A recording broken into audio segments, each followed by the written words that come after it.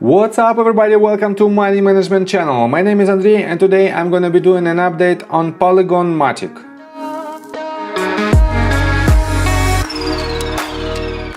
And in today's video, first of all, I will show you where we are on the price chart and how we get there. Then I will continue with the fundamental news that might drive the price of this token. And at the end of this video, I will share my thoughts and my technical analysis. And I will show you what should we expect next. So let's start with the price chart. I made my previous video right here, at this very point, just a couple of days ago, and I've told you that if it is the top of our B wave, we have to form our C wave, and this wave should land at least at the golden pocket range. And from this range, I've told you that we should have at least a bounce.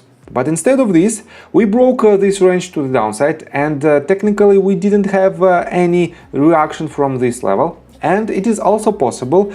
So I will show you what should we expect next from the technical standpoint in my analysis. And for now, let's continue with the total sentiment for entire crypto industry. For now, we are sitting at $2.14 trillion of total market cap, and it is a almost 6% decrease over the last day. And as you can see, we are sharply in red, about more than 5% for major cryptocurrencies and during last 24 hours. And during last 7 days, Bitcoin lost about 7.5%, Ethereum 12.5%, and Binance about 11%. So we are in a short-term, at least short-term bear market, and we have to realize it. And that's why we have to be very cautious with any of our long positions, and we should have more confirmation in order to add our position. So let's continue with the Polygon numbers. For now, it has $13.01 billion of total market cap. It is lower than we had previously for about 10.5%. And the volume during last 24 hours is $2.31 billion. It's up for about 76.63%. So it is not the best sign that we have on our movement to the downside, this increase in volume. But I have to say that the majority of this increase was made, let me show you right here, on this bounce. As you can see, we had very low volume on this movement to the downside. And we have an increase in volume right here on this bounce. This means it is not actually the bearish sign, it is a debatable sign. So, and let me show you what was the reason of this potential sell-off. First of all, the minor reason is right here. Gaming project Vulcan Forged loses $140 million from customers' private keys. And it is not the biggest loss of the tokens for some kind of minor company, but it is still related to Polygon and Ethereum. And that is why Polygon is a little bit weaker than other cryptocurrencies. But the main reason definitely is the Bitcoin price action. And we are on Bloomberg.com, and this article was published on December 13th, and it was updated on December 14th. So, and two main bullets. Cryptocurrency drops below average price over last 200 days. Solana, Cardano, Dogecoin, Avalanche fall more than 10%. And I have to say, Polygon is also lower than it was previously by more than 10%. And let me quote you this. Bitcoin has dropped for 4 consecutive weeks as measured by the 7 days ended Friday. Unlike most traditional asset classes and securities, digital tokens trade around the clock, often on lightly regulated online exchanges worldwide. Bitcoin got a brief boost Friday after a report showed US consumer prices accelerated, supporting the argument that the coin is a hedge against the erosive impact of inflation. On December the 4th, the token tumbled as much as 21% before recapping around half the loss hours later. It's still down about 30% from its record high of almost $69,000 reached November the 10th. And let me show you this information. Proponents have long argued that Bitcoin and other digital assets, on account of their being an idiosyncratic asset class, could act as hedges against swings in other areas of the financial market. Only 21 million Bitcoin will be put into circulation under the computer protocol that governs issuance, though that figure isn't expected to be reached for another 100 years.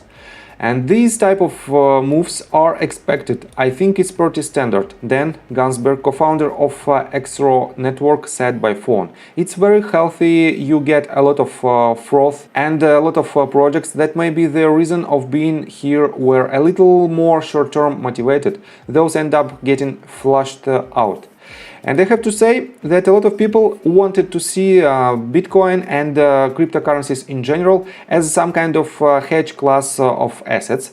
But right now we have more fear on the market, and technically, let me show you right here. Technically, with the Bitcoin price chart, we have consistently lower highs and lower lows, and when the fear of this movement becomes higher, we will see next leg to the upside, and we will see major trend reversal. And a lot of analysts still very bullish on Bitcoin. I'm one of them, and I have to say that we have to be prepared for the trend reversal. And in my opinion, Bitcoin and cryptocurrencies eventually will become some kind of safe haven, because we have a lot of fear, much more fears on traditional markets like stock exchanges and real estate market. And that's why when we have the movement to the downside on these markets, probably we will see the decrease in price of cryptocurrencies, but these prices will bounce back with a very short period of time. That's why we have to be prepared for this movement. So, and let's continue with the technical analysis, but before we dive deep right here, please subscribe to my channel, hit notification bell and hit the like button. This helps me a lot. So let's switch to Matic price chart. And right here, as you can see, we are forming the C wave, if it is the case. And if we have, as I already mentioned in my previous video, we have this is our first wave, this is our second, this is another first on a smaller scale, another second, and another first on a smaller scale, and another second. It is not the best layout, I have to say, but it is better than we have. This is our first wave, second, third, fourth, and fifth. And it is still possible, but in my opinion it is not so likely, because we have on several exchanges we have the third wave that is shorter than these two waves, and it is a major violation of Elliott wave theory rule, and that's why in my opinion we have three first waves. But if it is the case, we have to form our C wave, and C wave should have a shape of 5-wave structure, strictly 5-wave structure. And for now we have, this is our first wave, this is our second, probably this is our third wave, this is we are forming the top of our fourth, and potentially we might have one more leg to the downside, and this leg might land somewhere here. So we are not out of the woods, because we didn't finish the structure of our C wave. That's why we have to be prepared for this movement to the downside. But why we have the bounce from this range and not from the golden pocket? Let me show you this. If I pull the Fibonacci extension tool from this top to the bottom of our A wave and to the top of our B wave, we have exactly the range of 1-to-1 extension, and we have very good bounce. And statistically, it is the most common ratio in between A wave and C wave, and technically we might have even double bottom pattern. So this means if we will have this movement to the upside in the shape of simple zigzag, I mean in fourth wave, then we will have a trend reversal and potentially will hit again $1.75. This range will be your next accumulation point if you want to enter the position with this token. But this case is in play if my assumption is correct that we have three first waves. Otherwise, we have more room to go to the lower price points, and from somewhere here we will have another leg to hit our all-time highs and to make next major bull run. So for now it is very tricky to realize where we are, and that's why we have to be extremely cautious. So if you like my video, please hit the like button and subscribe to my channel with notification bell, and see you guys and girls next time. Bye!